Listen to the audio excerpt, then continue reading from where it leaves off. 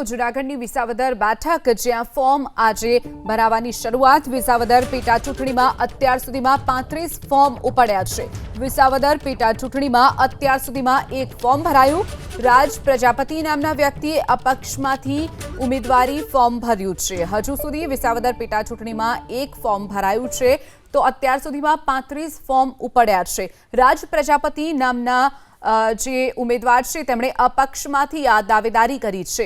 વિસાવદર પેટા ચૂંટણીમાં અત્યાર સુધીમાં એક ફોર્મ ભરાયું છે। અત્યાર સુધીમાં 35 ફોર્મ ઉપડ્યા છે।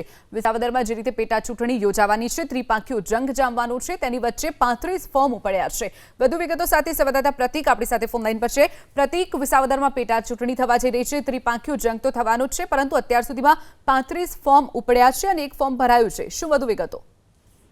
બિલકુલ, વિસાવદરની પેટા ચૂંટણી સમગ્ર ગુજરાતમાં એક મહત્વનો મુદ્દો બનેલ છે। હાલ ફક્ત એક ફોર્મ અપક્ષ ઉમેદવારમાંથી ભરવામાં આવેલ છે। મહત્વનું છે કે એક રીતે ત્રિપાંખીયો જંગ છે વિસાવદર પેટા ચૂંટણી, પરંતુ હાલના જે એક ફોર્મની વાત કરીએ તો વિસાવદર વિધાનસભા પેટા ચૂંટણી અંતર્ગત રાજ પ્રજાપતિ નામની વ્યક્તિ દ્વારા આ ફોર્મ ભરવામાં આવેલ છે। અપક્ષ ઉમેદવારમાંથી આ ફોર્મ ભરવામાં આવેલ છે, ત્યારે ટોટલ આજ દિવસ સુધી કુલ 35 ઉમેદવારી પત્રો ઉપડ્યા છે, પરંતુ આગામી દિવસોમાં આ સંખ્યા વધશે તો ચોક્કસપણે આપણે કહી શકીએ।